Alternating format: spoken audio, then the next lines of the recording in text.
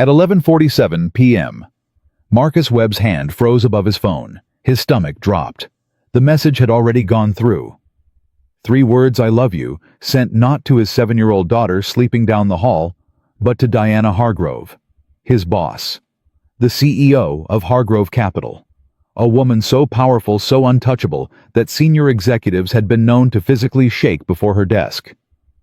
Marcus didn't sleep that night, and Diana, she didn't either, but not for the reason he thought. Drop your city in the comments right now. I want to see how far this story travels. And if you haven't subscribed yet, hit that button. Because what happens next? Nobody saw it coming.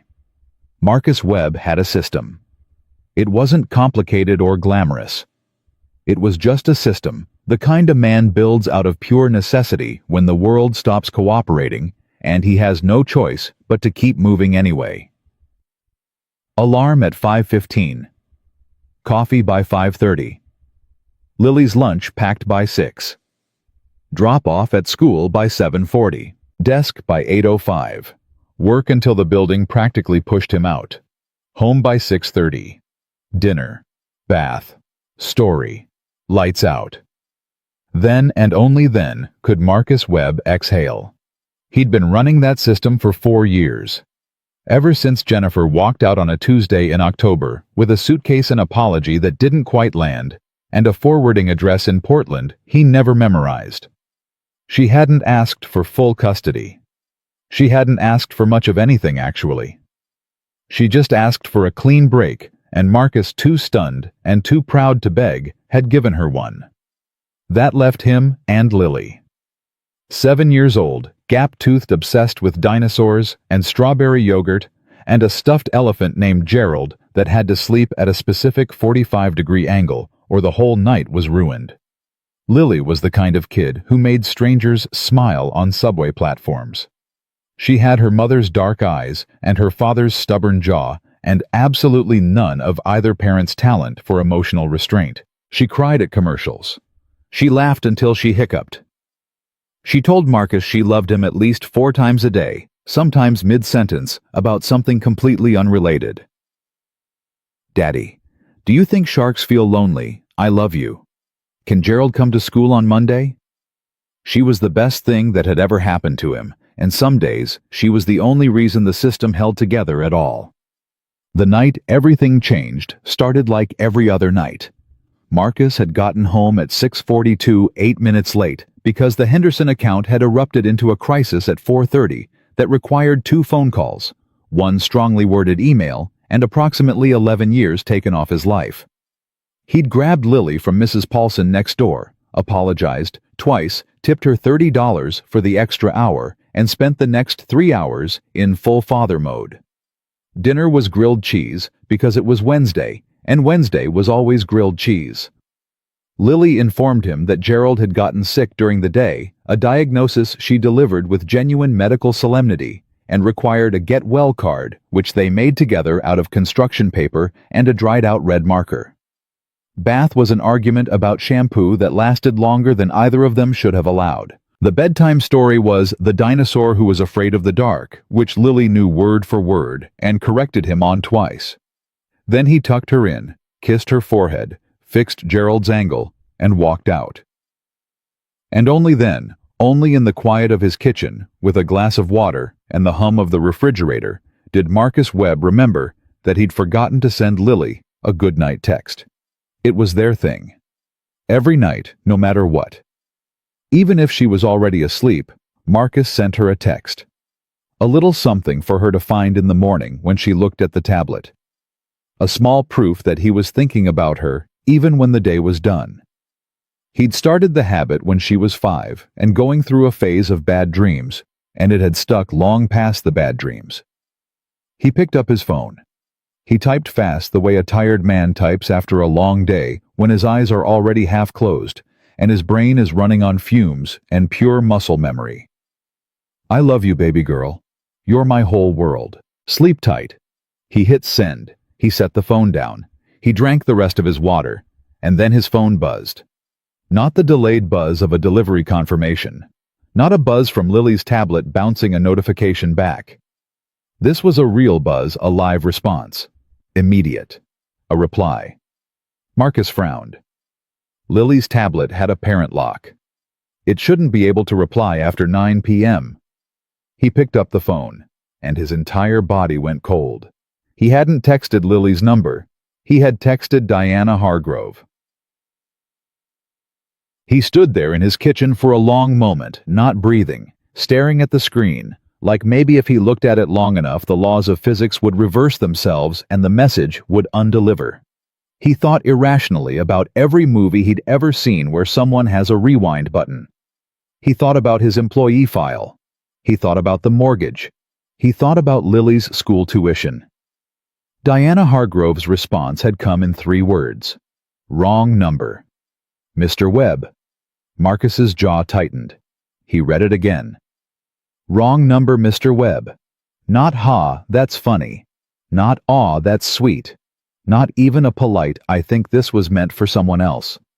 Just those 4 words, clinical and precise, the way Diana Hargrove did everything.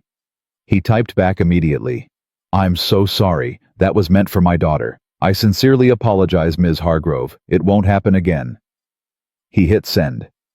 He put the phone face down on the counter. He pressed both palms flat against the laminate and breathed through his nose. Then he picked the phone up again. No reply. He didn't sleep that night. Diana Hargrove had been CEO of Hargrove Capital for 11 years. Before that, she'd been COO for 3. CFO before that, and before that, the kind of rising star that financial analysts wrote breathless profiles about in trade magazines. She'd built the company from a mid-size regional firm into a name that carried weight in rooms where weight mattered. She'd done it by being smarter than the people who underestimated her, tougher than the people who tested her, and more patient than the people who waited for her to fail. She'd also done it from a wheelchair. A car accident at 31 had taken the use of her legs and given her in exchange a reputation for being unbreakable. People assumed the 2 things were related, that the accident had hardened her, that what happened to her body had happened to her heart first, or happened to it after. They were wrong on both counts, but Diana had long since stopped correcting assumptions. Assumptions she had learned were often more useful than the truth. She was 53 years old. She had no husband, no children, no pets. She had a penthouse apartment on the 41st floor with a kitchen she barely used and a view of the city that was genuinely spectacular and meant almost nothing to her. She had 3 people she would call friends if she was being generous, 2 if she was being honest. She slept 6 hours a night and considered it an indulgence. She was by any measurable external standard a success. At 11:47 p.m. on a Wednesday, she was in her home office reviewing quarterly projections when her phone lit up. She read the message. I love you, baby girl. You're my whole world. Sleep tight. She stared at it for a moment. Then she typed, wrong number, Mr. Webb. She set the phone down and went back to the projections. But she didn't finish them. She sat there, the cursor blinking on the screen, and she thought about those words in a way she hadn't intended to. Not about Marcus Webb specifically. Not about his daughter, or his situation, or the frankly significant professional awkwardness of what had just occurred. She thought about the words themselves. The ease of them. My whole world. The confidence of it. The total lack of embarrassment. She had never said anything like that to anyone. She thought about that for a moment longer than she meant to. Then she closed the projections file and went to bed. She didn't sleep well either. The next morning, Marcus arrived at the office at 7:53 earlier than usual because he'd given up on sleep around 4 a.m., dropped Lily at school the moment the doors opened, and driven to work with the specific energy of a man mentally rehearsing an apology he hoped he wouldn't have to give. He sat at his desk. He checked his email. Nothing from Diana Hargrove. He opened a new project document and stared at it.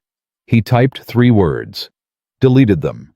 He got a coffee from the break room and ran into Janet from accounting, who asked how Lily was doing, and Marcus said, "Great, she's great," and Janet said she's such a doll, and Marcus smiled the automatic smile of a man whose mind was entirely somewhere else. By 9:15 nothing had happened. No summons, no HR email. No ominous calendar invite titled, "Please see me." By 10:30, Marcus had almost convinced himself that maybe Diana Hargrove had decided the most efficient way to handle a subordinate's accidental text was to simply never acknowledge it again. By 10:45, her assistant, a young man named Prescott, who walked like someone had told him walking fast, was a personality, appeared at Marcus's cubicle. "Ms. Hargrove would like to see you," Prescott said. "Now, if possible." Marcus's coffee cup went down very carefully. "Of course," Marcus said. "Tell her I'll be right up." Prescott left. Marcus stood up. He straightened his jacket. He thought with absolute clarity, "I am going to be fired." Diana Hargrove's office was on the 32nd floor. It was large without being theatrical about it. One wall was entirely glass overlooking the city below. Her desk was clean, not performatively clean, just actually clean the way things are when someone genuinely doesn't create unnecessary clutter. There were 2 chairs positioned across from her desk. No couch, no coffee table with a bowl of candy. Just the chairs close enough to the desk that you couldn't avoid eye contact if you tried. She was on the phone when Marcus entered. She held up one finger without looking at him, finished the call in 30 seconds, and set the phone down with the kind of control that made even small gestures feel deliberate. "Sit down, Mr. Webb." He sat. She looked at him for a moment. Not unkindly exactly, but thoroughly. The way someone looks at a document before deciding what to do with it. "I imagine," she said, "you've been rehearsing a speech." "I have several versions, yes," Marcus said before he could stop himself. Something shifted in her expression, almost imperceptibly. "I don't need any of them. The text was a mistake. I understand that. It was completely unprofessional and Mr. Webb." Her voice didn't rise. It didn't need to. "I said I don't need the speech." He stopped. She folded her hands on the desk. "Your daughter's name is Lily?" Marcus blinked. "Yes." "How old?" 7. "Her mother." A pause. "Not in the picture." Diana nodded slowly as if confirming something she had already considered. "How long have you been doing it alone?" 4 years. "And you've been with this firm for 3. 2 years, 11 months. She almost smiled. He wasn't sure. "I've read your file, Mr. Webb. Performance reviews project history, the Henderson account, which, by the way, I'm aware you essentially saved single-handedly last quarter without asking for any credit." Marcus said nothing. "You come in early most days. You leave at a consistent time, which I've noticed some managers here mistake for lack of ambition. It's not, is it?" "No," he said. "It's a pickup." "School." "Yes." Diana was quiet for a moment. Her hands still folded, didn't move. "I grew up in a house," she said, and then paused like the sentence had surprised her on its way out, "where no one said things like that. What you wrote. To each other." Marcus didn't know what to do with that, so he didn't do anything. "I'm not telling you that for any particular reason," she said quickly, the professional armor sliding back into place with remarkable speed. "I'm telling you because I want you to understand that I don't think less of you for it. Quite the opposite, actually." He looked at her. "Thank you."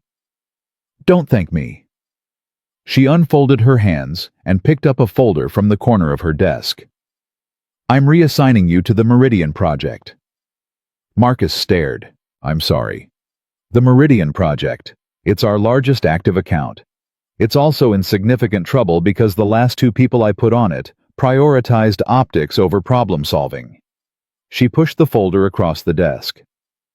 "I need someone who does the actual work without waiting to be applauded for it." He reached out and took the folder. He opened it.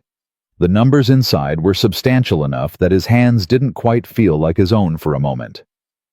"Ms. Hargrove, this is a senior level account." "Yes." "I'm not senior level." "You will be," she said simply, "when you finish it." He walked out of her office 12 minutes after he'd walked in. In the elevator on the way back down the Meridian folder tucked under his arm, Marcus Webb tried to figure out what had just happened. He'd gone in expecting to be fired. He was walking out with the biggest opportunity of his professional life. He'd stumbled into a moment of genuine embarrassment and come out of it with Diana Hargrove telling him she'd read his file, noticed his hours, and credited him for work he hadn't even mentioned. He thought about what she'd said. "I grew up in a house where no one said things like that." He didn't know what to do with that either. But it stayed with him. It had a weight to it, the particular weight of something true that someone wasn't supposed to say. His phone buzzed. A text from Lily's school. Lily had a great morning. She told her class Gerald is recovering well from his illness. Marcus laughed, actually laughed, standing alone in the elevator, and typed back a quick thank you to the teacher. He looked at the Meridian folder. He thought about Diana Hargrove's face when she'd said quite the opposite, actually. The way the words had come out almost against her will.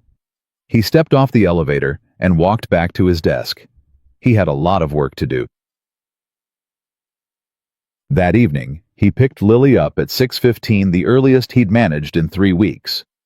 She was on the playground chasing a boy named Oscar, who had apparently stolen her turn on the slide, and when she saw Marcus, she abandoned the chase entirely and ran at him like a small, determined missile. "Daddy!" He caught her. She was warm and solid and smelled like school lunch and the outside air. He held on a second longer than usual. "You're early," she said, pulling back to look at him with great seriousness. "I am." "Did something happen?" "Good things," he said. "I'll tell you over dinner." She studied him with the full skeptical weight of a 7-year-old who has learned that adults don't always tell the whole truth. "Is Gerald going to be okay?"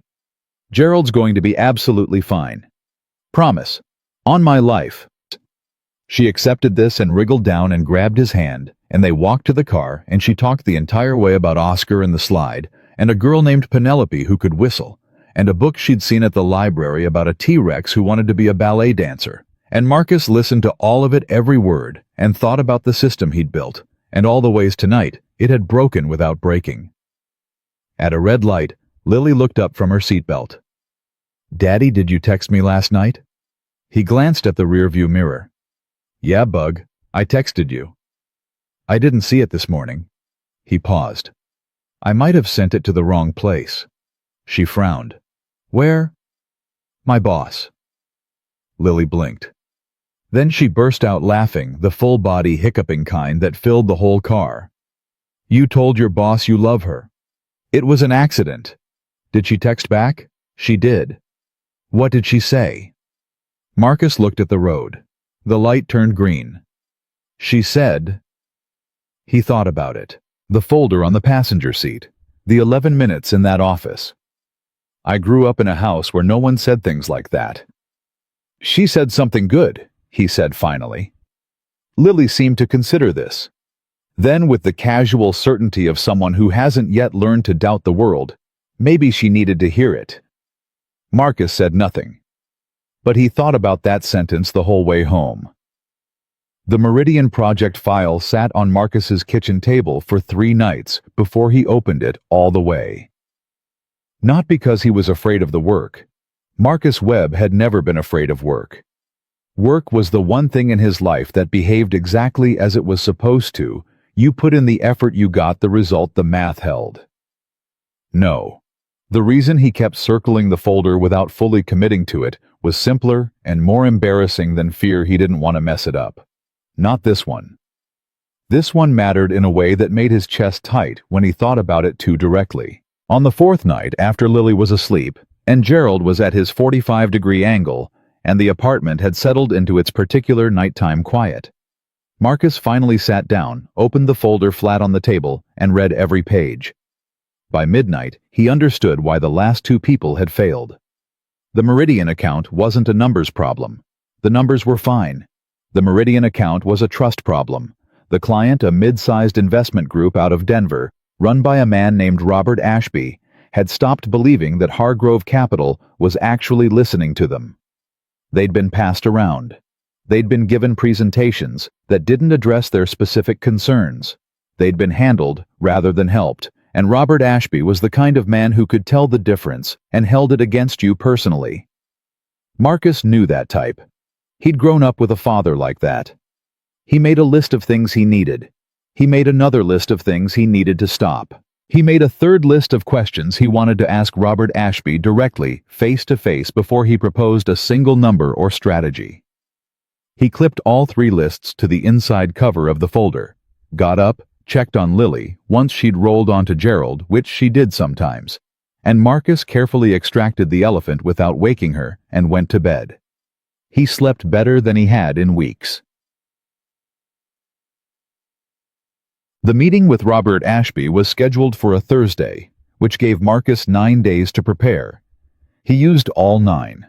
He called Ashby's assistant twice to ask detailed questions about the account history. He tracked down the previous project lead, a smooth, confident man named Derek, who'd been quietly moved to a different division, and had a 15-minute conversation that Derek spent mostly trying to reframe his own failure as a strategic pivot. Marcus listened politely and extracted the 2 useful things buried in the performance, then let Derek go on believing he'd been impressive. On the Tuesday before the Thursday meeting, Marcus got a calendar notification he hadn't sent himself. Meridian Pre-Brief Conference Room, B3 p.m., D. Hargrove. He read it twice. Then he gathered his notes, straightened his jacket, and went to Conference Room B at 2:58. Diana was already there, positioned at the head of the table, a tablet in front of her, and a coffee she hadn't touched. Prescott hovered near the door for approximately 4 seconds before Diana said without looking up, "That'll be all, Prescott." And Prescott evaporated. Marcus set his folder on the table and sat down 2 seats from the head. Not at the far end that would have read as timid. Not right beside her that would have read as presumptuous. He'd thought about it. She looked up. "You've done your homework." "I've done some of it," he said. "What did Derek tell you?" Marcus paused. That the pivot to a macro strategy approach was a bold and ultimately vindicated choice. One corner of her mouth moved. "And what did you actually take from it?" That Ashby felt patronized, and no one noticed until it was almost too late. She nodded slowly. "What's your plan?" He opened the folder. He didn't lead with the numbers. He led with the 3 lists. The questions for Ashby, the things to stop doing, the things to start, and he walked her through the logic without editorializing, just the work laid out clean. Diana listened without interrupting. She asked 2 questions, both sharp and specific, neither of which Marcus had a perfect answer for, and he said so both times rather than bluffing. She seemed to prefer that. When he finished, she was quiet for a moment. "You're not going to lead with a presentation deck," she said. It wasn't a question. "No," he said. "I'm going to lead with an apology, on behalf of the firm, for not listening." She looked at him steadily. "That's a risk. Ashby might read it as weakness." "He won't," Marcus said. "Men who feel disrespected don't want to see strength. They want to be seen. There's a difference." Another pause. Longer this time. "Where did you learn that?" she said. He thought about it honestly. "I have a 7-year-old, he said. "You can't outlogic a 7-year-old. You have to actually hear them." The corner of her mouth moved again, more definitively this time. "Go to Denver, Mr. Webb. Call me when you're done with Ashby." "Yes, ma'am." He stood, gathered his folder. He was almost at the door when she spoke again. "Her name is Lily." He turned. "What? Your daughter," Diana said, looking back at her tablet. "Lily. You mentioned it when you were in my office. I wanted to use the right name." Marcus stood in the doorway for a moment. "Yeah," he said. "That's her name." He left. In the hallway, he exhaled slowly and kept walking. Denver was cold and gray, and Robert Ashby met him in a conference room that smelled like old carpet and someone's microwaved lunch.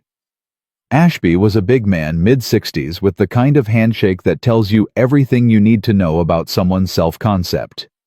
He had his CFO with him and a legal advisor who said nothing the entire meeting but wrote things down constantly, which Marcus found mildly unsettling and chose to ignore. Marcus sat down, opened his folder, and did not look at a single page in it.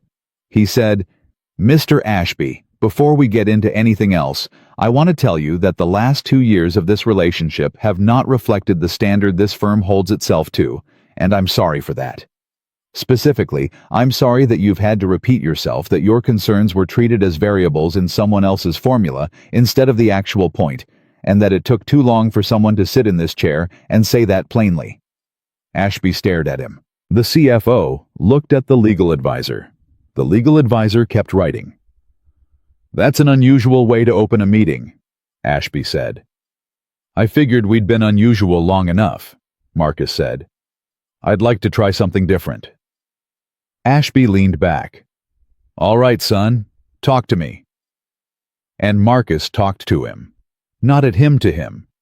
He asked the questions from his list, and he listened to the answers without waiting for his turn to speak, and twice he wrote something down that Ashby said and repeated it back to confirm he'd gotten it right.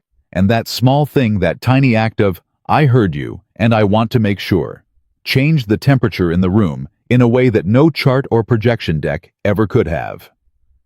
2.5 hours later, Marcus walked out of the building with a handshake, a commitment to continue, and a text from Ashby's CFO sent, before Marcus had even reached his rental car that said, "He liked you. Don't blow it."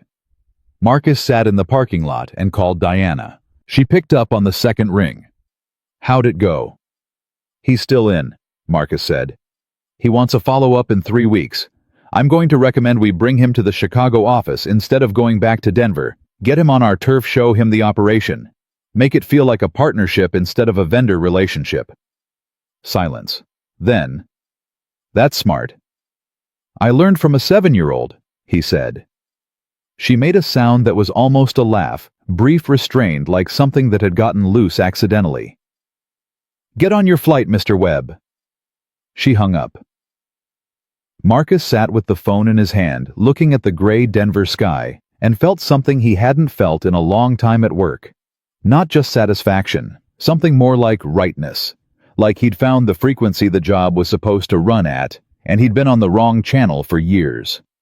He drove to the airport. He called Lily on the way, and she told him Gerald had made a full recovery and had been promoted to chief elephant of the bedroom, a position she'd invented that morning, and that Marcus was pretty sure involved a paper crown he was going to have to help construct over the weekend. "Daddy," she said. "Yeah, Bug." "Is your boss still okay?" From the text. Marcus changed lanes. "She's fine." "Did you say sorry?" "Many times." "Good." Lily's voice turned matter-of-fact the way it did when she'd arrived at a conclusion and was ready to move on. "You should never leave a sorry sitting too long. It goes bad." "Where did you hear that? Mrs. Paulson?" "Mrs. Paulson's a smart woman." "She also says you work too hard." "Mrs. Paulson should mind her business." Lily giggled. "I'm telling her you said that." "Don't you dare." She dared. He could hear her already composing the message in her head. He smiled the whole drive to the airport. The policy change came quietly, the way Diana Hargrove did most things. Marcus found out about it not from an official announcement, but from Janet in accounting, who appeared at his desk on a Monday morning with the particular energy of someone delivering news they find personally vindicating. "Did you see the memo?" she said. He hadn't seen the memo. "Flexible start times," Janet said. "Up to an hour either direction without prior approval. And they're bringing in a child care subsidy program. Actual money, Marcus, not one of those $500 a year joke benefit packages. Real meaningful money for parents." She lowered her voice conspiratorially. "People are saying Hargrove pushed it herself, through the board. Which, I mean, when has she ever pushed anything through the board that wasn't about revenue?" Marcus kept his expression neutral. "Huh. Don't me," You know something. I know it's a good policy, he said. Janet pointed at him. You absolutely know something. She walked away satisfied with her own deduction. Marcus pulled the memo up on his screen and read it carefully. The language was professional and measured all board-approved phrasing, but embedded in the third paragraph was a line that made him stop. This firm recognizes that the capacity to do excellent work is not diminished by the responsibilities of parenthood, it is often deepened by them. He read that line twice. He thought about Diana's face when she'd said quite the opposite, actually. He thought about her voice on the phone from Denver. He thought about the 2 questions she'd asked in conference room B, the ones he hadn't had perfect answers to, and the way she'd seemed to respect the honesty of that more than a polished non-answer would have earned. He didn't email her about the memo.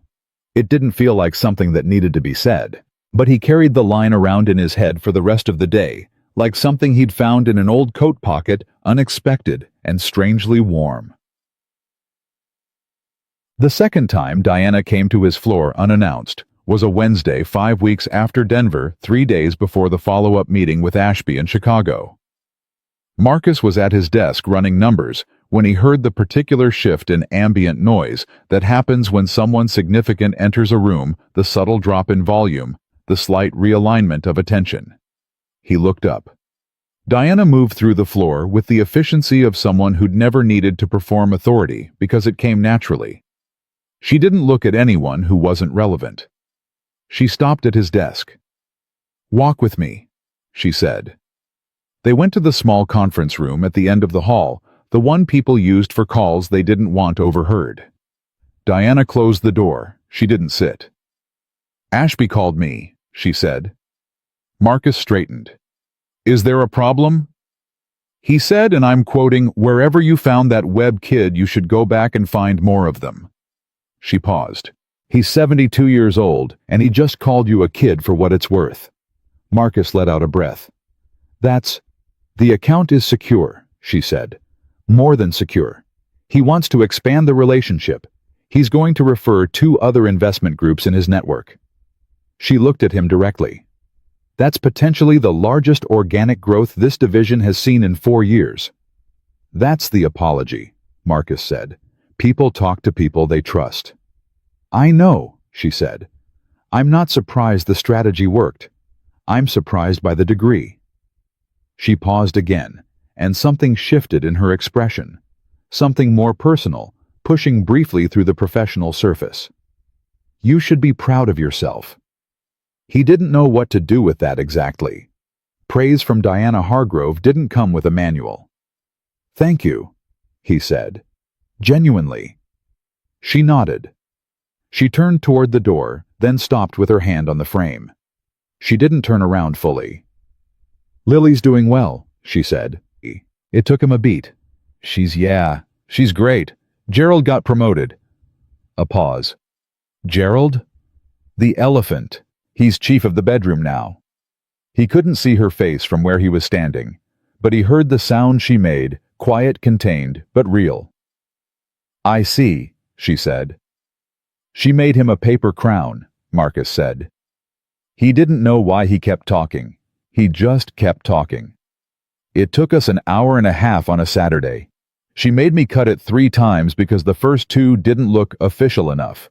I don't actually know what an official crown looks like, but apparently I got it right on the 3rd try." Diana's hand was still on the doorframe. She wasn't moving. "What does she want to be when she grows up?" "Paleontologist," Marcus said. "Last month it was firefighter. Month before that, the moon." "The moon?" "Not an astronaut. The actual moon." Diana turned back then, just slightly, just enough that he could see the corner of her expression, and she was smiling. Not the almost smile, not the barely there movement in the corner of her mouth that could have been a trick of the light.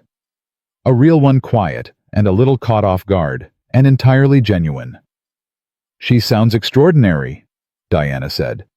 "She is," Marcus said. "She really is." Diana looked at him for a moment, with something in her eyes he couldn't quite categorize. Not professionally, anyway. Then she straightened, and the smile didn't disappear, but it receded the way things recede when someone decides they've let themselves go far enough. "Good work, Mr. Webb," she said. She left. Marcus stood in the small conference room alone for a moment, and didn't move, and thought about the smile. He didn't tell anyone about it. There was nothing to tell, not technically, not in any way that would survive a describing it out loud test. His boss had smiled. People smiled. It happened. But Janet found him at the coffee machine that afternoon and said with the full force of a woman who had been watching people for 30 years, something happened. "I got good news on the Meridian account." "That's not what I'm reading." "Janet, I'm just saying," she said, pouring her coffee with elaborate casualness. "I've been in this building for 9 years, and in 9 years I have never seen Diana Hargrove voluntarily walk through this floor. She has people for that. She has Prescott for that. But she came down here herself, went into that little fishbowl room with you for 12 minutes, and when she came out, she looked—" Janet paused, choosing.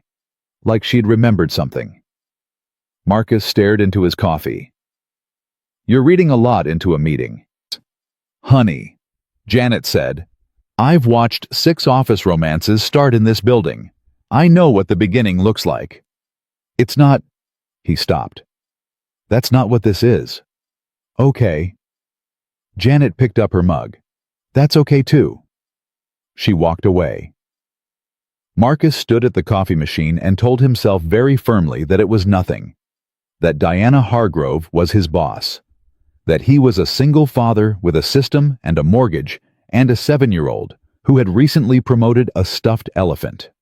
That the world did not need to become more complicated than it already was. He almost believed it. Almost. That evening, picking Lily up from school, he was halfway to the car when his phone buzzed. He looked at it expecting Ashby's CFO or a reminder about tomorrow's 9 o'clock. It was Diana. Not an email. A text from her personal number, the one that had received the accidental "I love you" that had started all of this. It said, "The paper crown sounds like it was worth the 3 attempts. Good night, Mr. Webb."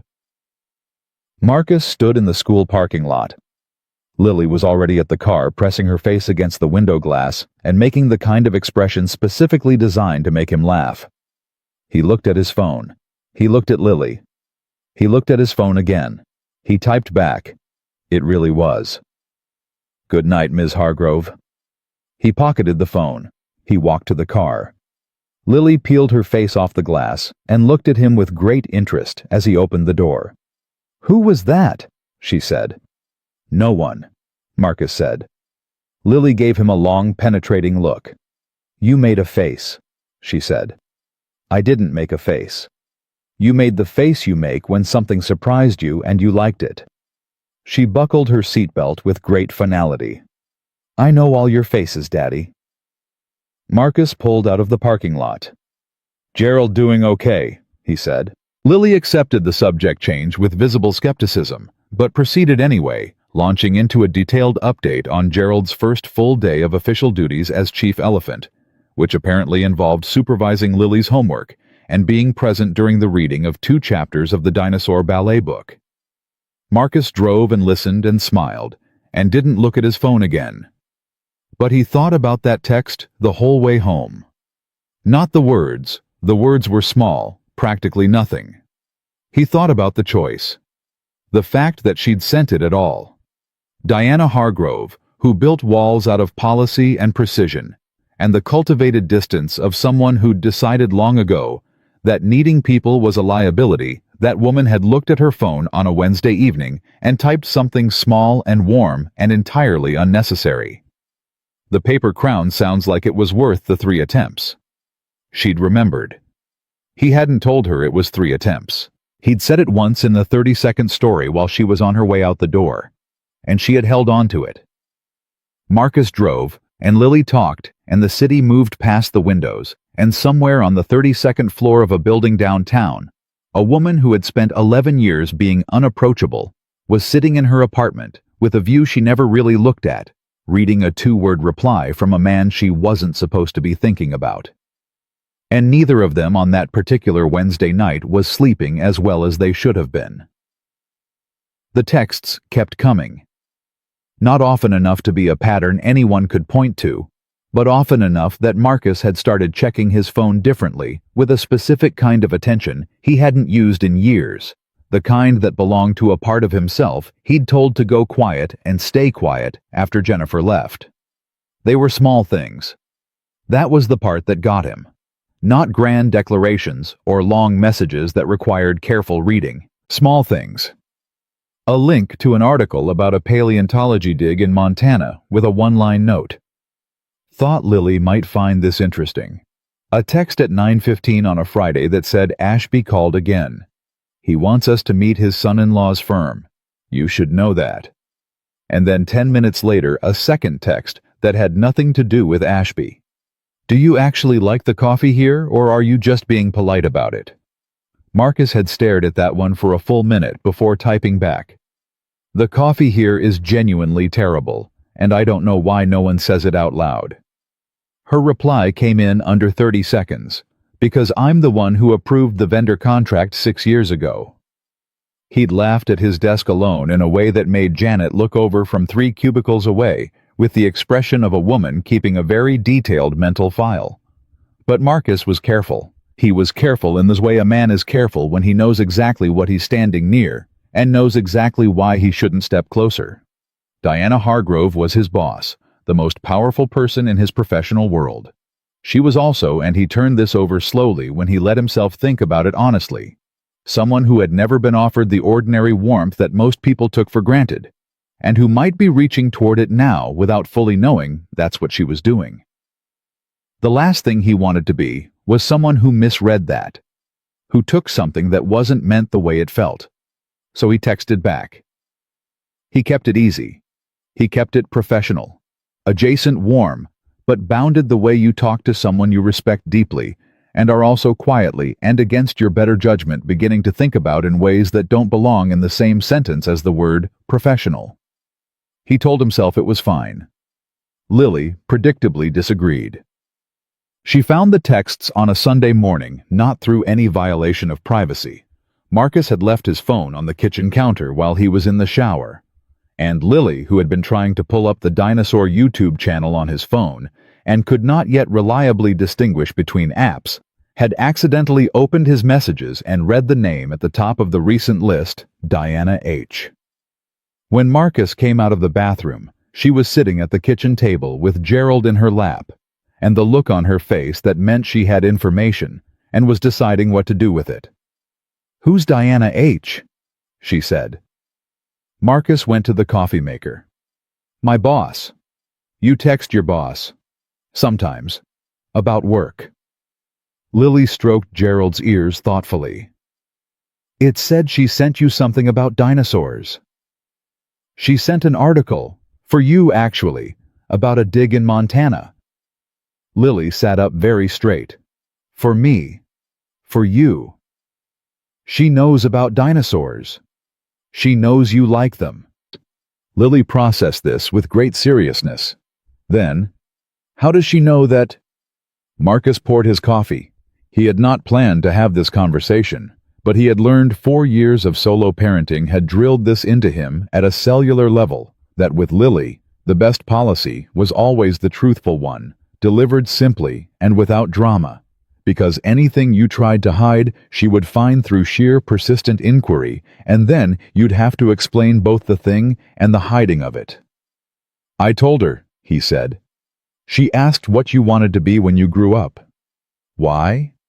"Because she was interested." Lily looked at him. In me, I think. And you're part of me." She was quiet for a moment, which with Lily was always a sign that something important was being assembled behind her eyes. "Is she nice?" Marcus sat down across from her. "She's complicated," he said. "She's very good at her job, and she's very smart, and she hasn't always had people around who made things easy for her, so she's learned to be tough." "Like armor." He blinked. "Yeah, like armor." Mrs. Paulson says some people wear armor because they forgot they're not in a battle anymore. Marcus looked at his daughter. Mrs. Paulson says a lot of things. She's very wise. Lily slid off her chair, transferring Gerald to the crook of her elbow. Can I see the dinosaur article? He handed her his phone. She read it with a focus that would have impressed most adults, scrolling slowly, occasionally mouthing words. Then she handed the phone back.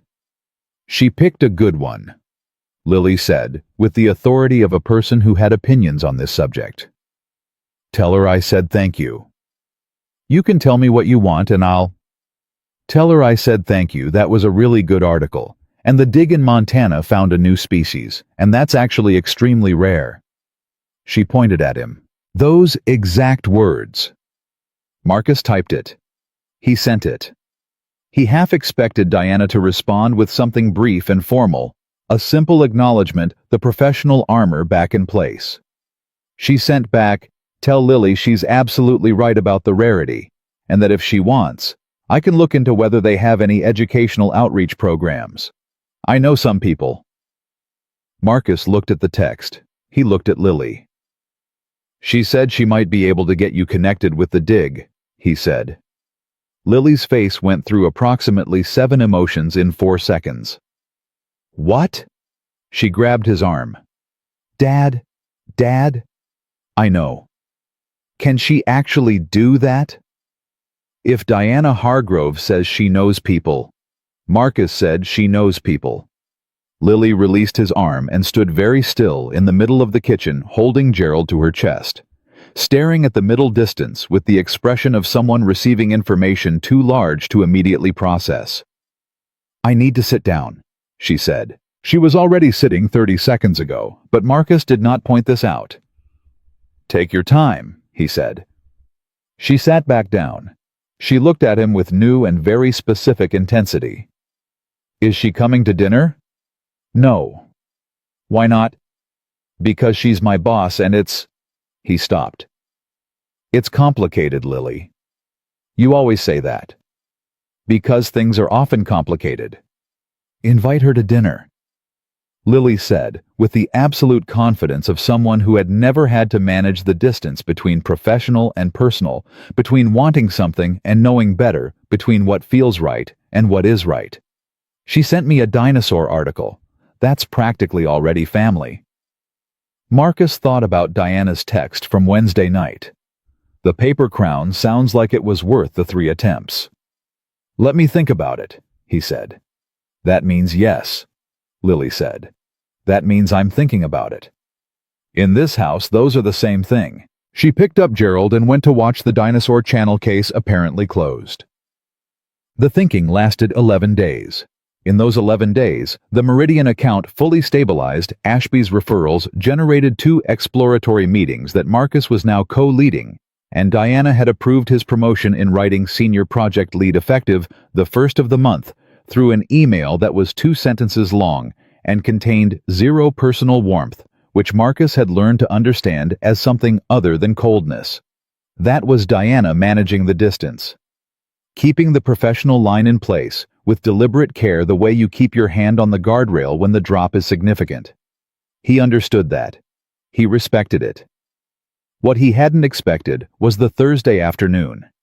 He was on a call with Ashby's son-in-law's firm when Prescott appeared at his cubicle and waited with the particular patience of someone who had been told to wait and intended to do it correctly. When Marcus wrapped up the call, Prescott said, Ms. Hargrove's car is downstairs. She's asking if you have 15 minutes. Marcus looked at him. Right now? She said she'd understand if you don't. Which was, Marcus thought, a sentence Diana Hargrove had probably never said before in a professional context, which meant this wasn't entirely professional. He took his jacket off the back of the chair. Tell her I'm coming. The car was a black town car with a driver named Sal, who greeted Marcus with a nod and asked no questions. Diana was already in the back, her tablet on the seat beside her, but she wasn't looking at it. She was looking out the window. There's something I want to show you, she said. It'll take about 20 minutes. Is that all right? Sure? Marcus said, because the word no had apparently stopped being an option where Diana Hargrove was concerned. They drove in silence for a few minutes. Not uncomfortable silence, the kind that exists between people who have started to be easy with each other without meaning to. Sal drove. The city moved. Marcus watched Diana, who was still looking out the window. "Can I ask where we're going?" he said. "The Kellerman Center," she said. "On 5th. He knew the name vaguely, a non-profit something to do with workforce development. "Is this a client?" "No." She turned from the window. "It's something I've been involved with for about 8 years. I don't talk about it at the office. I want to keep it separate from the professional side of things." She paused. "But I'd like you to see it." The why sat in the space between them, unasked and unanswered, and Marcus let it sit. The Kellerman Center turned out to be a workforce training program specifically designed for people with physical disabilities, job placement skills, training, professional development. Diana had helped fund it. More than that, Marcus discovered as the director a warm woman named Patricia, who was visibly delighted to see Diana walk them through. Diana had helped design the core curriculum, had personally connected 17 of their graduates with employers in her network, and came in twice a year to speak to cohorts directly. "She's brutal in the best way," Patricia told Marcus, while Diana was across the room talking to a young man in his 20s who'd just landed his first professional position. "She does not coddle. She does not tell them it's going to be easy. She tells them exactly what it's going to take, and then she tells them she knows they can do it." Some of the other mentors, they come in all soft and encouraging, and people feel good for a day. Diana's people come back 6 months later employed. Marcus watched Diana across the room. Her posture was the same straight, precise, authoritative. But something in her face was different. Something was open. "Why does she keep this separate?" he asked. Patricia looked at him with mild surprise as if the answer was obvious. "Because if it's professional, it becomes strategy. Something she did for her image, her brand. And this isn't that." She lowered her voice slightly. "This is the part of her that's just a person." Marcus looked at the young man Diana was talking to. He was nodding emphatically.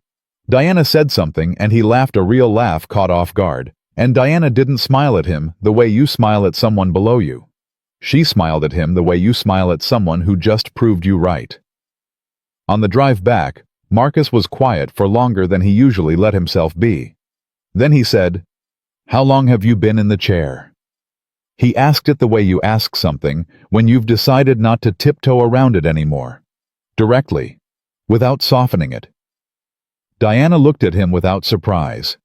If anything, she seemed to appreciate the directness. 22 years, she said. "Were you already building the company?" "I was CFO. Some people thought the accident would be a reason to reassign me." Quietly. Her voice was even, but there was something underneath it. "It was not. You stayed." "I stayed, and I moved up, and every time I did, I made sure the people who'd thought about reassigning me had to look me in the eye across a boardroom table." She turned back to the window. "It wasn't elegant, but it was effective." "Is that when the walls went up?" Marcus asked. The car was quiet. Sal's eyes stayed on the road. Diana said slowly, "The walls were already there. The accident just gave me a reason to believe they were necessary." Marcus turned that over. He thought about what Patricia had said, the part of her that's just a person. He thought about the texts, the dinosaur article. The paper crown sounds like it was worth the 3 attempts. "They're not as solid as you think," he said quietly. She looked at him, not defensively, with something more complicated than defense, something more exposed. "No," she said after a moment. "I'm starting to figure that out." Sal pulled up to the building. Neither of them moved right away. Then Diana said in a different voice, quieter, more careful, "The Kellerman Center has a family event next month. They do it once a year. It's very informal, just the graduates and their families." She stopped. Start it again. Lily might enjoy it. There are hands-on science stations. I know it's not dinosaurs specifically, but she'd love it, Marcus said. Diana nodded, looked at her hands. All right. He got out of the car. He turned back before closing the door. Thank you for showing me that. She looked at him steadily. Thank you for coming. He closed the door. He stood on the sidewalk and watched the car pull away, and he thought about 22 years in walls that go up before an accident and stay up after, and a woman who went into a room twice a year and told people she knew they could do it. He went back upstairs. He sat at his desk. He did not look at Janet. Janet said, "The car took 40 minutes. I'm aware, Janet. I'm not asking, she said pleasantly. I'm just noting. He invited Diana to dinner that same week. He did it by text Thursday night after Lily was asleep, sitting at the kitchen table with the Kellerman Center still turning in his head. He kept it simple because he'd learned that with Diana simple was better, it gave her less to armor herself against. Lily wants to cook dinner for the person who sent the dinosaur article. Saturday 6 p.m. if you don't have plans. No pressure either way. He put the phone down. He made himself not look at it for 20 minutes. When he picked it up, her reply was already there. I'll bring dessert. What does Lily like? Marcus exhaled. A long, slow exhale, the kind you do when something you were bracing for turns out not to hurt. He typed, anything with strawberries. She sent back noted. And then, after a short pause, the kind of pause that meant something had been typed and deleted and retyped and almost deleted again. I should tell you, I'm not very good at this. At informal things. I tend to make them feel more formal than they're supposed to be. Marcus read that twice. He thought about a woman who spent 11 years building an 11 out of 10 professional reputation and went to the Kellerman Center twice a year where she let herself be a person. He thought about the walls Patricia had described and the way Diana's face had looked when the young man laughed. He typed, good thing Lily is in charge. She'll handle it. The reply this time was immediate. That's either very reassuring or very terrifying. Marcus smiled. With Lily, it's usually both at once. She's very much her own person. She gets that from someone. He stared at that last line for a long time. The simplicity of it, the way it landed. He tried to think of a way to respond that wasn't either too much or too little, that lived in the exact space where that message had put them. He typed, see you Saturday. She sent Saturday. He set the phone on the table. He sat in the quiet of his kitchen, the refrigerator hum, the distant sound of traffic, the specific particular smallness of the life he had built and protected and carried forward. And he thought about what Saturday felt like from the inside. Whether it was reckless or right, or some combination of those that didn't have a clean word for it. Whether a man with a system and a mortgage and a 7-year-old and an awful lot to lose was doing something smart or something stupid. Then he thought about Diana's voice in the car. I'm starting to figure that out. He thought about the young man who laughed.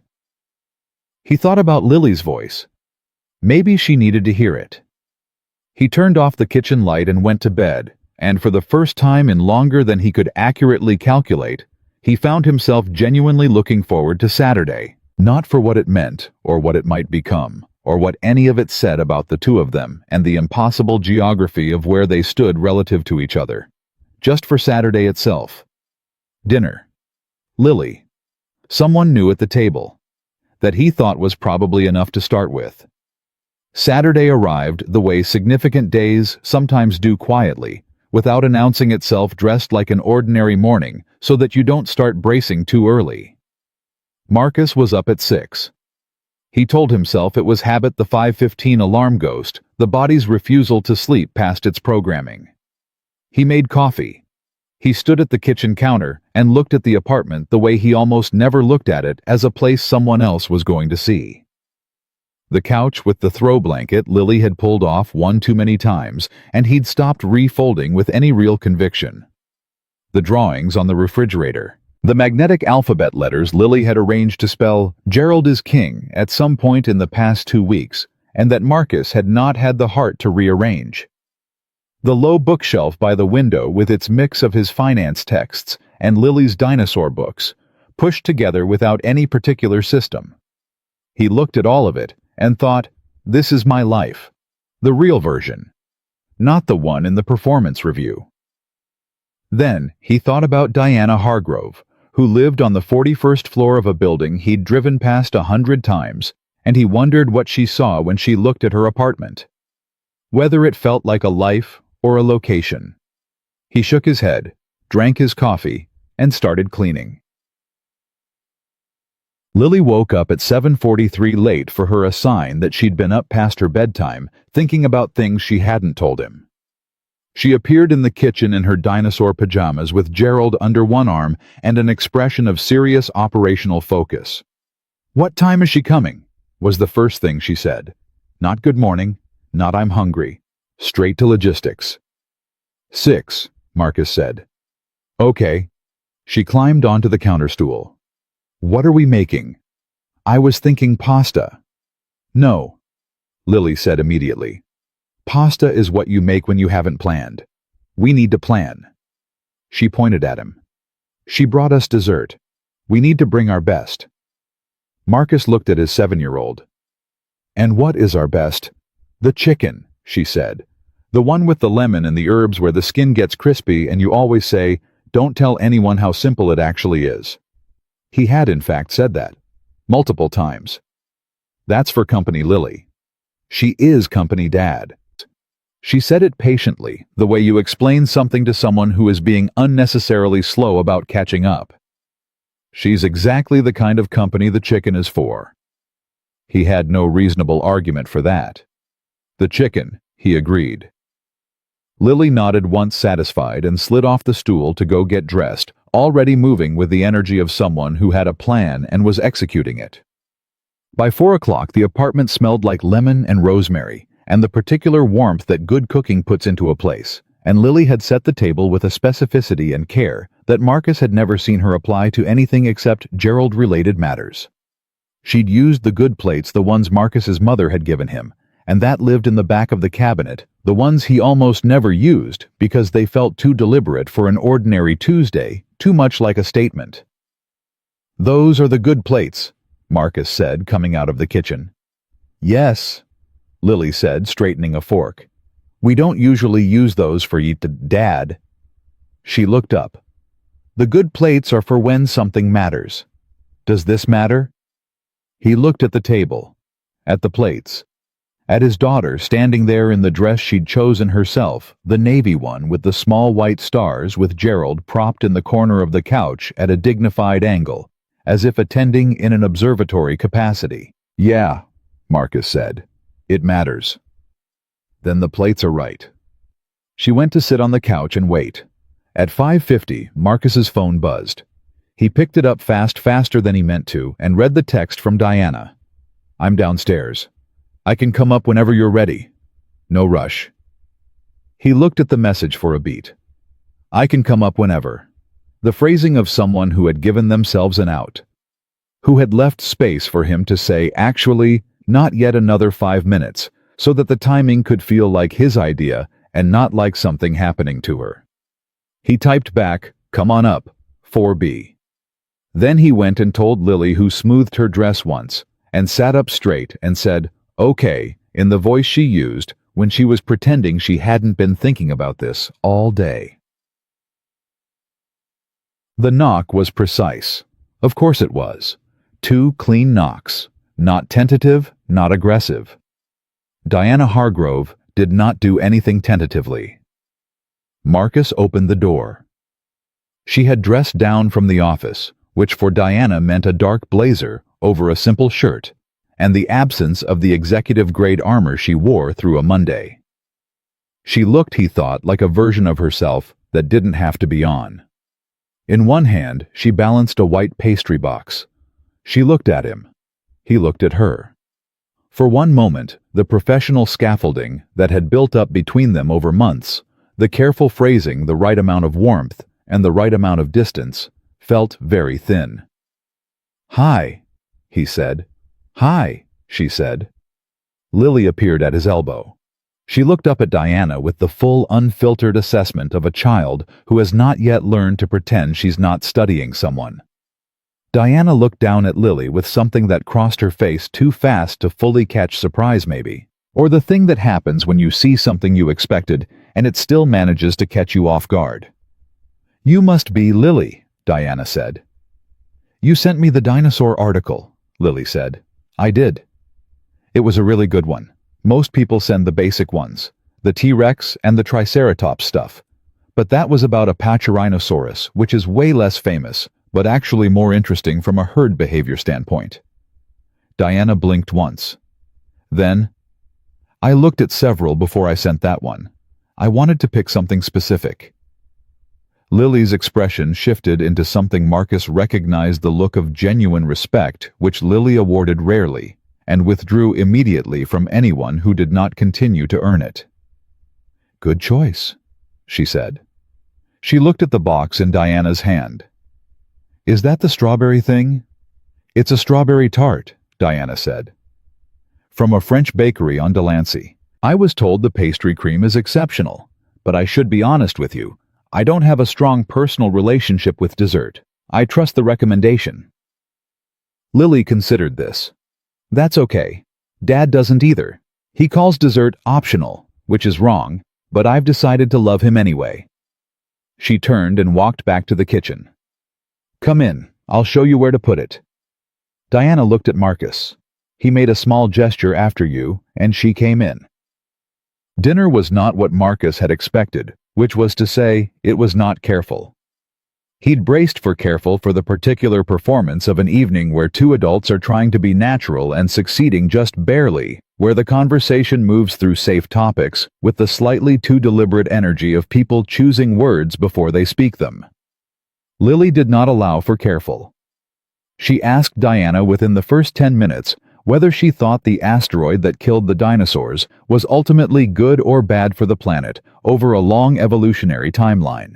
She asked this as a serious question and expected a serious answer, and Diana, after a pause that might have been surprise, gave her one genuinely working through the argument out loud, landing on a position that Lily immediately challenged, and they went back and forth on it for 7 minutes, while Marcus brought the food to the table and listened with the specific quiet delight of a man watching something unexpected become something real. "You're not just agreeing with me," Lily observed at one point. "No," Diana said. "Most grown-ups agree with me when I talk about dinosaurs because they think I'm a kid, and kids want to be agreed with." "Do you want to be agreed with?" Lily looked at her. "I want to be right. There's a difference." Diana's expression did the thing it had done in Marcus's office that very first morning, the shift almost imperceptible of someone recalibrating. "Yes," she said. "There is." "I think you know the difference too," Lily said. "Dad says you're very smart." Marcus set the chicken on the table and sat down quickly. "He said that," Diana said. "He said you're the smartest person he works with, and also that the coffee in the office is terrible because of you specifically." Lily served herself without ceremony. "He laughed when he said the coffee part. So I think that's the good kind of your fault." Diana looked at Marcus. He picked up his fork and met her eyes with the expression of a man who had made his peace with the fact that some information was going to flow freely, and there was nothing to be done about it. "The coffee really is bad," he said. "I know," she said. "I've ordered a new vendor. It starts Monday." Lily looked between them, then back at her plate. "This chicken is good, Dad." "Thank you." "Gerald agrees." She glanced at the corner of the couch. "He can tell from the smell." Diana looked at the stuffed elephant in the corner, then at Marcus. "Chief of the bedroom," she said. "Complete with the crown," Marcus said. "It's on his off day." "Even chiefs take Saturdays," Lily said very seriously. Diana looked at the elephant for a moment longer. Her expression was doing something Marcus couldn't quite categorize, Something soft and unguarded and just slightly precarious. The way things look when they're standing right at the edge of something they've been standing away from for a long time. "He looks very official," she said quietly. "He's the best," Lily said simply, and went back to eating. After dinner, Lily cleared her plate with the efficiency of someone who had a next agenda item, then looked at Diana with frank openness and said, "Can I ask you something personal?" Marcus said. "Lily." "It's all right," Diana said. Lily folded her hands on the table. "Does it hurt your legs? All the time or just sometimes?" The table went briefly very quiet. Diana looked at Lily steadily. "It's more complicated than hurt," she said in a voice that was careful but not closed. "It's more like absence. Parts of me that used to communicate and now don't." She paused. "Some days that's harder than others." "Do people ask you about it a lot?" "Less than you'd think. Most people avoid it." "Because they're scared to make you sad?" "Because they're scared to make themselves uncomfortable," Diana said. Lily thought about this. "That's pretty selfish of them." "Yes," Diana said. "It is a little." "I asked because I wanted to know," Lily said. "Not because I think it's the most important thing about you. It's just you're a person. People have things. I didn't want to pretend you didn't have a thing just because I could see it." Diana was very still for a moment. The kind of still that isn't absence of movement, but deliberate control of it, the kind that keeps something from showing that is very close to showing. "Thank you," she said. Her voice was even. That's a very mature way to think about it. Mrs. Paulson says pretending not to see something doesn't make it invisible. It just makes you a bad pretender. "Mrs. Paulson," Diana said, "is someone I'd like to meet." "She lives next door," Lily said. "She charges $30 an hour, and she gives good advice for free." She pushed back from the table. "I'm going to get Gerald. He should meet you properly." She went to the couch. Marcus looked at Diana. Diana was looking at the spot where Lily had been sitting, and the thing that had been close to showing was still close, and Marcus didn't say anything because there was nothing to say that would make it land more cleanly than Lily already had. "She's extraordinary," Diana said, not looking at him. "You said that, and I thought you were just a father saying it. But you were right." "I know," Marcus said. She looked at him then. "You've done that alone." "With help. Mrs. Paulson. Janet in accounting, though she'd die before admitting she looks out for me. A small army of people who showed up when I didn't ask." He paused. "It was never really alone." Diana was quiet. "I've done mine alone," she said. "The career, the company." A beat. "I thought that was strength." "It is," Marcus said. "I'm not saying it isn't. But—" He held her eyes. "But strength isn't the same as preference. Not wanting help and not needing it are different things. You can be strong and still." He stopped. He felt like he was walking out onto ice that he hadn't tested yet. "You can still want someone at the table." Diana looked at the table. At the good plates. At the spot where Lily had been sitting with her hands folded, asking the question the adults in the room would not have asked. "I haven't had that in a long time," she said very quietly. "I know," Marcus said. Lily reappeared with Gerald and crossed the room with great ceremony, presenting the elephant to Diana with both hands extended. "This is Gerald," she said. "He's the chief. You can hold him if you want. He likes new people." Diana looked at the elephant. She looked at Lily. She took Gerald both hands carefully, the way you hold something someone values, and she held him with a kind of attention that was entirely too serious for a stuffed animal, and entirely appropriate for the moment. "Hello, Gerald," she said. "He says hi back," Lily said. "He's a good judge of character. He likes you." "How can you tell? He's not doing the stiff thing he does when he's unsure about someone. He's relaxed." Lily said it as fact. "I can always tell." Diana looked down at the elephant in her hands, and then slowly, without performing it, without making it into anything it didn't have to be. She smiled. The real one.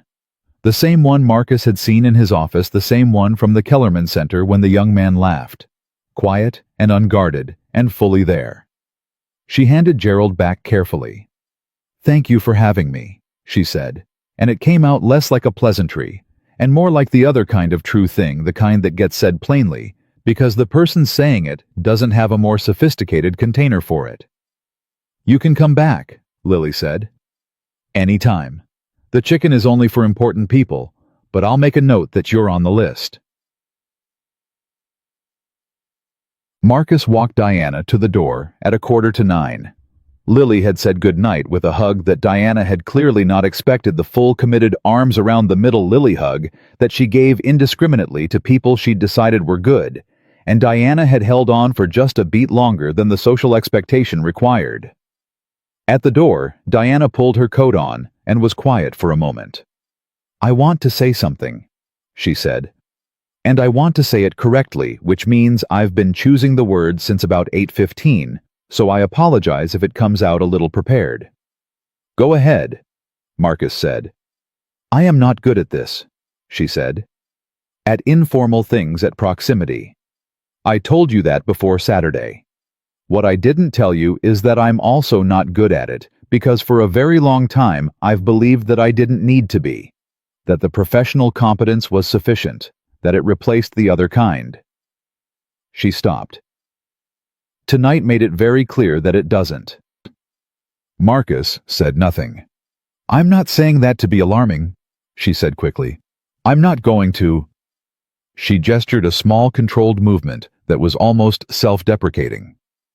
"I'm not going to arrive at your office on Monday with some kind of declaration. I know what this situation is. I know where I stand and where you stand, and what the responsible things are." "But," Marcus said. She looked at him. "But I wanted you to know that tonight mattered, and that Lily is." Her voice caught just for a fraction of a second, and she steadied it. "She's going to be something remarkable. She already is." "She gets that from herself," Marcus said. "I just try to keep up." Diana nodded. She looked at the door. "Good night, Marcus." It was the first time she'd said his first name. Not Mr. Webb. Not in the professional context, not in the text messages, not in the car, not in any of it. Marcus. 4 months into knowing her, and it was the first time it had come out of her mouth like it belonged there. He felt it land. "Good night, Diana," he said. She left. He stood at the closed door and listened to the elevator at the end of the hall and didn't move until he heard it open and close. Lily materialized behind him the way she did when she'd been waiting at a strategic distance. "She hugged me back," Lily said. "I know." She held on. Lily was very matter-of-fact about it. Some people don't. They do the pat. She held on. Marcus turned around. His daughter was standing in her star dress with her bare feet on the floor and Gerald tucked under her arm, and she was looking at him with the specific expression she reserved for conclusions she'd already reached and was waiting for him to catch up to. "She's lonely, Dad," Lily said. "Not sad lonely, just she's been in a room by herself for too long and she forgot she could open the door." Marcus crouched down to her level, eye to eye. "When did you get so smart?" "I've always been smart," she said. "You just notice it more when it's about something you care about." She studied him. "Do you care about her?" He held his daughter's gaze. The question was simple and enormous and deserved exactly the respect of a real answer. "I think I do," he said. "I'm being careful about it because I don't want to get it wrong." "Careful is good," Lily said. "But don't be so careful you don't do anything. That's just fear in a nice outfit." She kissed his cheek and went to get ready for bed. Marcus stayed crouched on the floor for a moment, in the quiet of the hallway, in the apartment that smelled like lemon and rosemary, and someone new who had come in and been kind, and he thought about fear in a nice outfit. He thought about Diana at the door saying his name for the first time, He thought about 22 years of walls built before and after an accident, and a stuffed elephant held in both hands with more care than most people gave to things that were actually fragile. He stood up. He went to check the kitchen, turn off the lights, do the last of the ordinary things that held his system together. He tucked Lily in. He fixed Gerald's angle. He turned off the hallway light, and at 10:18, sitting on the couch in the quiet, he picked up his phone. He didn't overthink the message. He was done overthinking it. Tonight was one of the best nights we've had in a long time. I think Lily's going to petition for Gerald's citizenship in whatever country you're from. He hit send. He put the phone down. It rang. Not a text. A call. Diana's name on the screen. He picked up. "I just got in the car," she said. "And I read that and I didn't want to type back." A pause. "I haven't called someone at 10:15 at night in..." Another pause. "I don't actually remember." "I'm glad you did," Marcus said. "I keep thinking about what Lily said, about the asteroid." Her voice was different on the phone than it was in the office, less constructed. "She's going to be a formidable thinker." "She already is." Silence. Not empty silence. The kind that has weight. "Marcus," Diana said. "Yeah. I don't know what to do with this, with you. I want to be honest about that. I'm not someone who doesn't know things, and I find not knowing this particular thing very..." She stopped. Tried again. "I find it very uncomfortable, and also I don't want it to stop." He thought about what to say. He thought about everything he'd been careful about, and everything he'd held at a distance, and a 7-year-old's voice saying, "That's just fear in a nice outfit." "Then don't stop it," he said. "We don't have to know everything it is yet. We can just let it be what it is." A long pause. "That's very unstrategic of you," she said. "I learned it from my kid." She made the sound that was almost a laugh. The contained caught-off-guard one that got loose when she wasn't managing it. He had started to love that sound. He was aware that he had started to love that sound. "Good night, Marcus," she said. "Good night, Diana." She hung up. He sat in the quiet apartment, phone in hand, the good plates drying on the rack in the kitchen. Gerald on duty down the hall, and felt the very specific feeling of a man who has been standing at a door for a long time and has finally, carefully, with full knowledge of what it might cost him, put his hand on the handle. He hadn't opened it yet. But he was standing right there. The hand on the handle. That was how Marcus thought about it in the weeks that followed, not as a decision already made, but as a position. A place he was standing, aware, present, not yet moving, but no longer pretending he was somewhere else. The calls became a thing. Not every night, but enough nights that Lily noticed and stopped asking who it was when his phone rang after 9.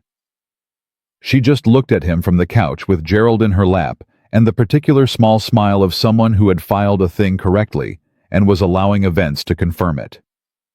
She did not say "I told you so." She was, Marcus thought, exercising extraordinary restraint for a 7-year-old. He and Diana talked about everything and nothing in the specific way of two people who are very good at keeping conversations on solid ground, and are both starting to realize the solid ground is getting smaller.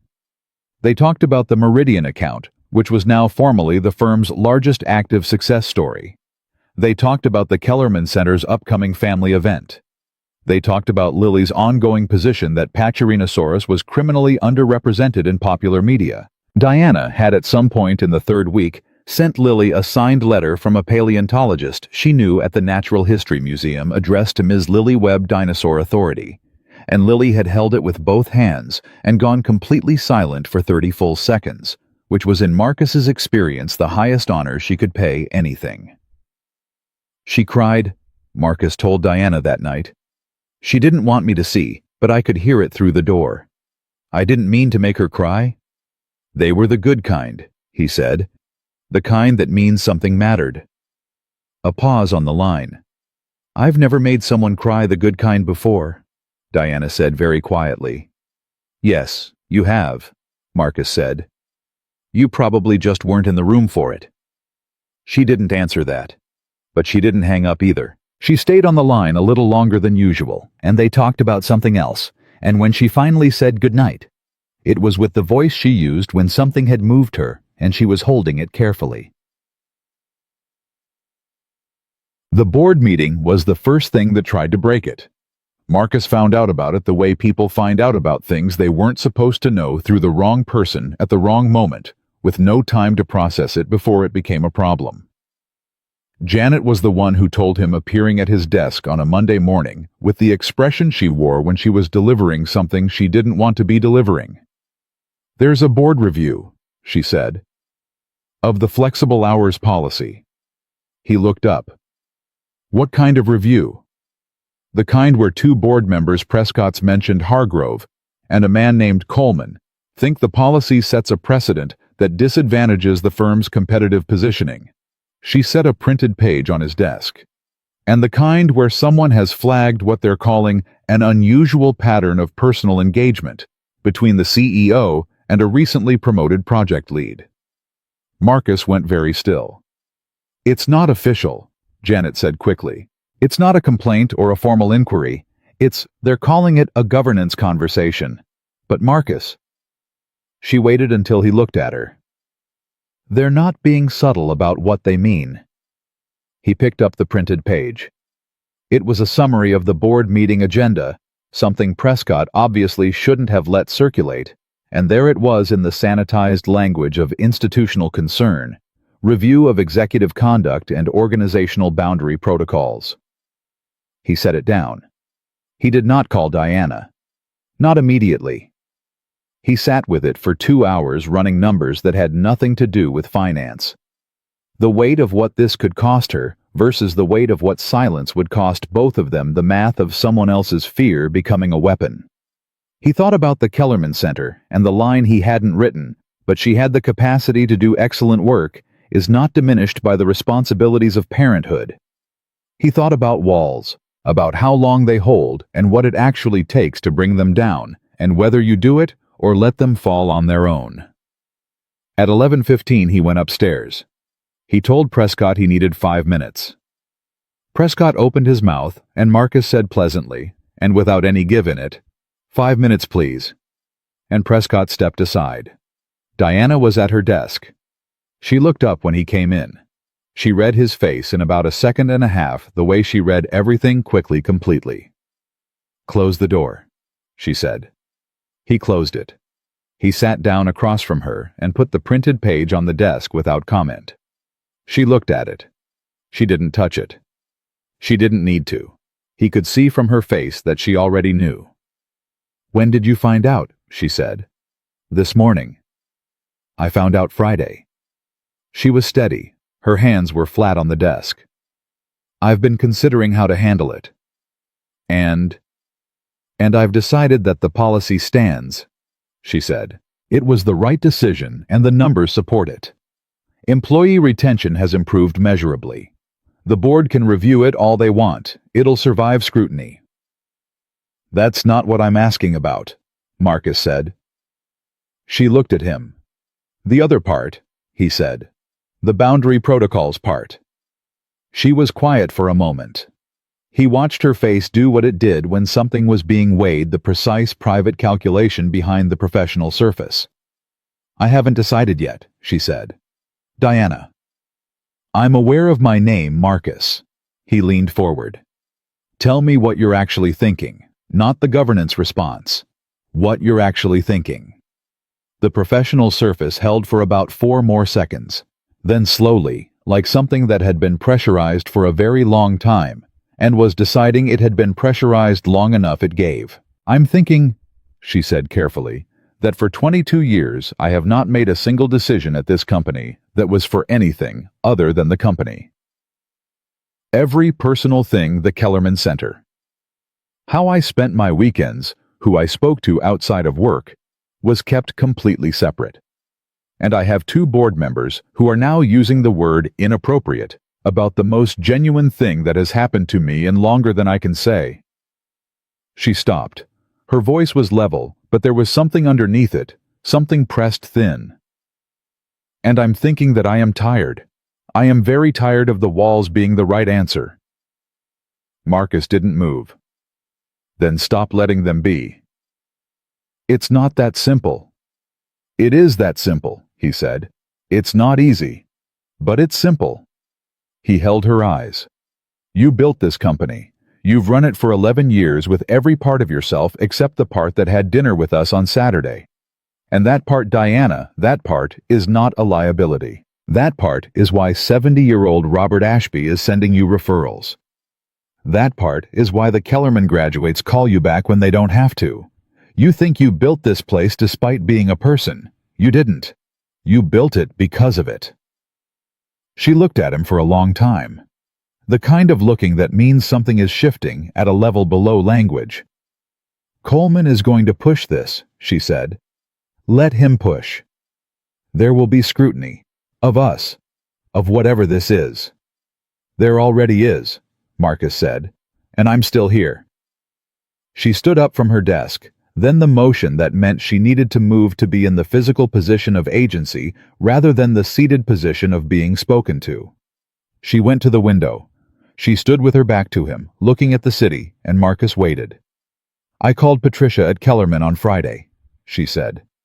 After I found out, I told her what was happening. She said, Diana stopped, started again. She said, Diana, you've been fighting your whole life. Maybe the thing you need to fight for next is something worth fighting for. The room was quiet. Is that what this is? Marcus said. Something worth fighting for. She turned. She looked at him across the office, across the desk, and the carpet, and the city view, and the 11 years, and the 22 years, and all the accumulated careful distance between who they'd been and who they were standing here being right now. Yes, she said. I believe it is. The board meeting happened on a Thursday. Marcus wasn't in it. He had no place in it, no standing, no role. He sat at his desk and worked and tried not to watch the elevator. Janet did not say anything. She simply placed a coffee on his desk at 10 a.m., real coffee from the place on the corner, not the office machine, and patted his shoulder once and went back to her desk. At 12:40, his phone buzzed. Diana policy stands. Coleman withdrew his concern. The conversation about boundary protocols was brief, and I was told, noted for the record. I believe that means it's been filed where things go to have no further effect. He exhaled. Then I'd like to speak with you this afternoon. My office. 4 o'clock. Not about work. He typed back, I'll be there. He set the phone down. He looked at the ceiling. He thought about 4 months. The accidental text, the Meridian folder. Denver, the car ride to the Kellerman Center. The good plates. Gerald held in both hands a phone call at 10:15 at night. He thought about a 7-year-old who had told him that careful was good, but that fear in a nice outfit was still fear. He picked up his coffee. He went back to work. At 4 o'clock, he knocked on the open door of Diana's office, and she said, Come in, and he came in, and she was not at her desk. She was by the window the way she'd been that morning, but this time she was facing him when he came through the door, like she'd been waiting facing the door specifically. Sit down, she said. He sat. She stayed by the window. I want to say something that is not a professional communication, she said. I want to be very clear about that at the start, so that there's no ambiguity about which version of me is speaking. Okay, he said. I am 53 years old, she said. I have run this company through a recession, 2 market collapses, a pandemic, and more boardroom power plays than I can count. I have negotiated with people who thought my wheelchair was a strategic advantage for them, and I have proven at significant personal cost over a significant amount of time that they were wrong. She paused. I say that not to impress you. You already know most of it. I say it because I want you to understand that I am not someone who does not know her own mind. I know exactly what I think, and I know exactly what I want, and I have spent a very long time choosing not to want the things that couldn't be controlled. Marcus said nothing. You can't be controlled, she said. Lily certainly can't. What's happening between us, whatever it is, cannot be managed into something safe and tidy and professionally appropriate. She looked at him with complete steadiness. And I have decided that I don't want to manage it. I want to see what it is. I want to find out. I haven't wanted to find something out in a very long time, and I think that matters. He stood up. She watched him stand. He crossed the carpet between his chair and the window where she was, and he stopped close enough that the distance was no longer the professional kind. Close enough that it was a choice. His and hers both. I've been standing at a door, he said. For a while now. I kept telling myself I was being careful. Were you? Some of it was careful, he said. Some of it was afraid. Of what? Of getting it wrong. Of there's a kid in my life who counts on everything I do being solid, who I cannot afford to bring someone into and then take them back out. He held Diana's gaze. If I open this door, I need to know it's real. Not a moment. Not a season. Something that wants to last. Diana's eyes didn't move from his. I don't do things halfway, she said. You've had 4 months to observe that. I don't start things I don't intend to finish. A pause. And your daughter Marcus, your daughter is not a complication. She's the whole point. She's the reason any of this makes sense. He held her eyes for a moment longer, then he nodded. Once. The nod of a man who has made a decision and will not be revising it. Okay, he said. Okay, she said.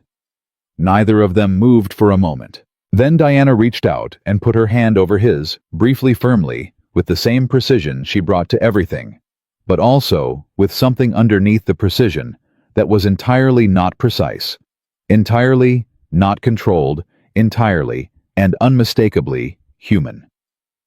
Now go get your daughter, she said, and tell her Gerald might need a new crown. I know someone who works with archivists who can source real gold leaf paper. I think a chief deserves the upgrade. Marcus felt a sound rise in his chest that came out as a laugh, real and sudden and entirely unprepared for. She is going to lose her mind. Good, Diana said. The real smile again. There. Fully there. She should. She's earned it. The Kellerman Center family event was on a Saturday in October, 6 weeks later. Lily wore the navy dress with the white stars again by choice, with the specific intention of it. She held Diana's hand, crossing the parking lot without being asked, just reached up and took it, the way she took Marcus's, the way she took Mrs. Paulson's when they walked to the corner store, the way she extended her hand to people she'd decided were hers. Diana looked down at the small hand in hers and did not say anything. She held on. Inside, Lily went directly to a table where a graduate named Thomas was demonstrating a robotics project, and within 4 minutes, she and Thomas were in an earnest disagreement about the design logic that Thomas appeared to be genuinely enjoying. Diana watched from a few feet back with her arms folded, and her face doing the open thing the Kellerman face Marcus had started calling it in his head, the one that only came out here. Patricia found Marcus near the food table. That's her, Patricia said, nodding toward Diana and Lily. That's them, Marcus said. Patricia looked at him. She's different. I know. Not worse different. Better different. Patricia picked up a coffee cup. The kind of different that happens when someone stops carrying something they didn't need to be carrying alone. Marcus watched Diana crouch down to Lily's level to look at something Thomas was pointing to in the robotics schematic. He watched her ask a question he couldn't hear from here, and Thomas answered it, and Diana nodded slowly with the focused attention she gave to things she genuinely found interesting, and didn't bother to perform, finding interesting when she didn't. She's still herself, Marcus said. That's the thing. She didn't change. She just more of her is visible now. Patricia smiled. That's the best kind of change. She patted his arm and moved on to greet someone else. Lily appeared at Marcus's side 20 minutes later with the specific energy of a person who has new information. Thomas says they have a summer program, she said. For middle schoolers, in robotics and design. She looked up. I know I'm only in second grade. I'm filing this for later. You have a system. I learned from the best. She tugged his sleeve. Can we stay longer? As long as you want. She nodded once and went back to Thomas's table. Diana wheeled up beside him. She'd been doing a quiet circuit of the room, checking in on graduates, exchanging words with each one, the twice-a-year ritual that she did not call a ritual. She stopped next to him, and they stood together, watching Lily hold forth about something to Thomas, who was nodding with the expression of a man who has just realized he's been outpaced by a second grader, and has decided to be charmed by it, rather than embarrassed. She's going to run something someday, Diana said. I know. She has the instinct, the way she reads a room and finds the person worth talking to. She paused. She got that from you. She got it from herself, Marcus said. Like I said before. You say that every time. Because it's true every time. Diana was quiet for a moment. Can I ask you something? Of course. The night of the text, she said. The wrong number. When you realized what you'd done, what was the first thing you felt? He thought about it honestly. Dread, he said. The pure animal kind. Like the floor dropped. And now... He looked at his daughter across the room. He looked at Diana beside him. He thought about the system. 5:15 coffee lunch packed, drop-off desk, pickup, dinner bath story lights, and how the system had held, even as everything around it had become more than the system was designed for, more than he'd dared to plan for, more than an accidental text sent to the wrong person at 11:47 on a Wednesday night had any business producing. Grateful, he said. If I'm honest, genuinely, completely grateful. Diana looked at him sidelong. For a typo? For a typo, he confirmed. She made the sound, the one that got loose when she wasn't managing it, the contained half-laugh that Marcus had started to love with a specificity he no longer tried to argue himself out of. She shook her head slightly, the way people do when something is both absurd and entirely true, and they don't have a better category for it. 4 months ago, she said. I was sitting in my home office at 11:45 on a Wednesday night, reviewing projections I had already reviewed twice. Alone. In an apartment I have never once called home, only the place where I keep my things. She looked at the room, the graduates, the families, Lily now teaching Thomas, something with great animated authority. And now, Marcus said. She looked at him. I am not going to say something sentimental, she said. That's not... I know, he said. You don't have to. But I want you to know, she said carefully, that I understand what you opened the door for. What it cost. What you put on the line by not staying careful. She held his eyes. I don't take that lightly. I won't. I know you won't, he said. Lily chose that exact moment to appear between them, slightly breathless, with both hands up. Dad. Diana. She looked between them with great urgency. Thomas says the center has a partnership with a museum in Chicago, and there might be a real fossil I can touch. A real one. With my hands. Not behind glass. She grabbed both their hands at the same time, without thinking about it. Marcus's right, Diana's left, holding them both. Can we find out more? Can we ask Patricia? Marcus looked down at his daughter, holding his hand, and Diana's hand standing between them, like it was the most natural thing in the world. Like it was the place she'd always planned to stand, like she'd been saving the spot. He looked up at Diana. She was looking at their joined hands, all three of them, and the expression on her face was the one he'd seen at the Kellerman Center, the first time, the one he'd seen when she held Gerald, the one that lived underneath the professional surface like something warm, kept carefully contained, and was now in this room, in this October light, entirely and unapologetically out. Let's find Patricia, Diana said, and let Lily pull her forward. Marcus followed. That night, after the event, after dinner at a place Lily had picked by the dignified method of pointing at the first restaurant whose sign she liked, after Lily fell asleep in the car on the drive home, and had to be carried up to her room with Gerald already waiting at the correct angle, because Marcus had texted Mrs. Paulson from the parking lot. After all of that, Marcus sat on the couch in the quiet apartment and looked at his phone. Diana had texted from the car. She fell asleep holding my hand in the back seat for 30 seconds before you carried her in. I don't think she knew she was doing it. He typed, she knew.